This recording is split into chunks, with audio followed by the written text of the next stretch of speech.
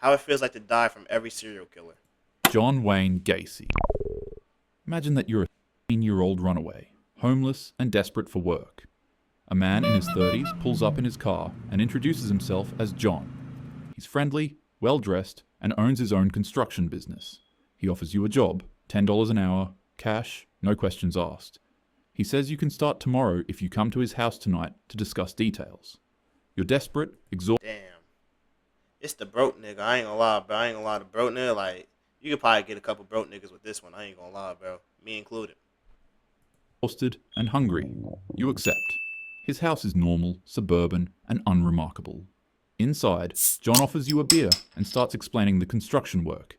He's personable, jokes around, tells you about his community service work. Then he suggests showing you a magic trick. He pulls out a pair of handcuffs and asks if you can escape from them. It seems weird, but harmless. You let him put the handcuffs on your wrists behind your back. The click of the cuffs locking is the last normal sound you hear.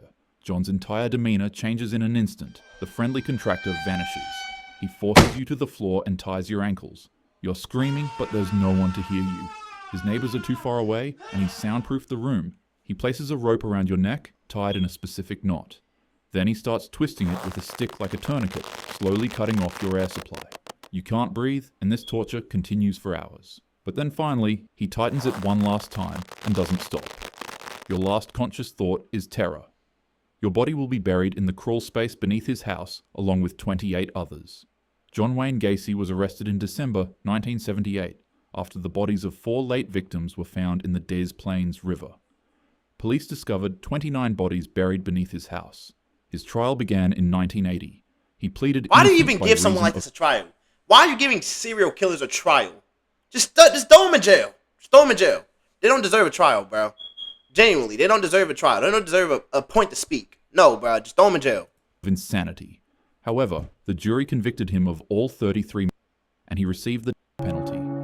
After all his appeals were denied, he was executed by lethal injection. How do on you May try? 10th. How do you try to convince someone that I didn't kill 30 people? How do you try to convince someone? Tell me, how? How do you do that? 1994. The Zodiac. You're sitting on a bench at Lake Berryessa in Napa County, California, enjoying a peaceful picnic with your girlfriend on a warm afternoon in 1969. The sun is shining, the water is calm, and you're completely relaxed. But suddenly, your girlfriend grabs your arm and points toward the trees. She tells you that she thinks she saw somebody watching you guys in the woods, and before you can even react, a 6-foot-tall, 250-pound psycho approaches you out of nowhere. He's wearing nothing but dark clothes, sunglasses, and a straight-up executioner hoodie with a Zodiac sign at the bottom of it.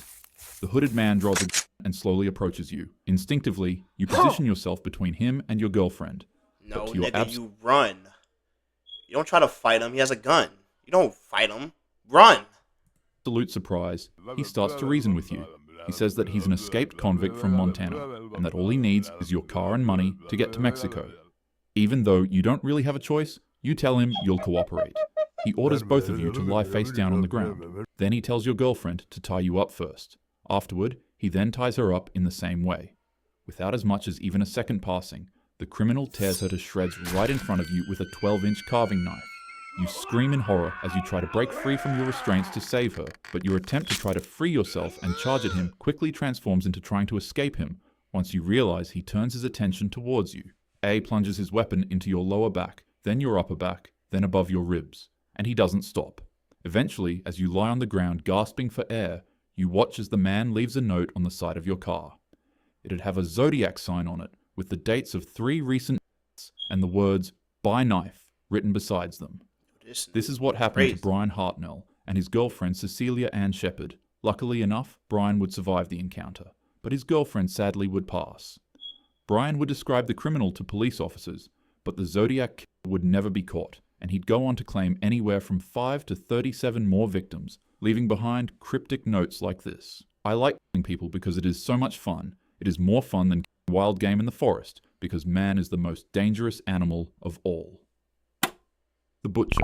Imagine you're a 4-year-old waiting at a rural train station in Rostov, Soviet Union in 1984. A middle-aged man in glasses approaches you, soft-spoken and grandfatherly. He says he knows a shortcut through the woods to the next town and offers to show you the way. You're running late, and he seems harmless, so you follow him. The forest path gets darker and colder, and you begin to feel uneasy when suddenly he grabs you from behind. His strength is pretty shocking for his mild appearance. Suddenly, throws you to the ground and starts slashing with a knife he pulled from his coat. The attack is nothing short of animalistic. The butcher your hands, chest, mouth, skull, eyes, and face. You try to scream, but pain cuts your voice short, leaving only faint, rattling breaths. The attack lasts only minutes, but feels like hours. As you're losing consciousness from blood loss, you see him doing something unspeakable with the knife to your body. Your last sensation is the indescribable horror of understanding what's happening, but being too weak to stop it. Andre Chikatilo murdered at least 50 people between 1978 and 1990. He was eventually identified as the chief suspect of his heinous crimes and arrested. While in court, he was kept in a cage because of his erratic behavior. On one occasion, he pulled down his pants and in front of the court. Wow. He was executed in a Moscow prison in 1994. Yo. This shit is crazy, bro. I'm not gonna lie. Well, get this off my screen. Jeffrey Dahmer. Now imagine you're at a bar in Milwaukee on a Saturday night when a blonde man in his late 20s approaches you. He's charming, good-looking, and well-spoken. He introduces himself as Jeff and offers to buy you a drink. He mentions he's a photographer and asks if you'd be interested in making some quick cash by posing for photos at his apartment. What do you mean by that? He offers you $50. You're broke, and he seems harmless enough, so you agree. His apartment is at 924 North 25th Street. It's neat and surprisingly clean. He offers you another drink, a strong rum and coke. You take a few sips, and within minutes, you start feeling dizzy and disoriented. Your vision blurs. You try to stand up, but your legs won't work. The room spins. Jeff is still talking, but his voice sounds distant and distorted. You collapse onto the couch. Then you wake up hours later. But something is wrong. You can't move your arms. You're handcuffed to something. Your head is pounding, and your mouth tastes like chemicals. Jeff is standing over you now, and his demeanor has completely changed. The friendly photographer is gone. What remains is cold, empty, and calculated. He doesn't yell or threaten. He just tells you calmly what's going to happen. He's going to strangle you until you pass out. And then his freaky ass is going to take advantage of your unconscious body. If you wake up, he'll do it again. But eventually, you'll stop waking up. Your last conscious thoughts are of panic and confusion as his hands wrap around your throat and the world goes dark for the final time. In the same manner, Jeffrey Dahmer murdered 17 young men and boys between 1978 and 1991. Jeez. He was arrested in July 1991 after one victim escaped. Harold Shipman. Imagine you're living your bonus years alone in Hyde, Greater Manchester. You've been feeling tired lately and short of breath. You call your family doctor, Dr. Harold Shipman, a respected general practitioner who's been practicing in the area for over 20 years.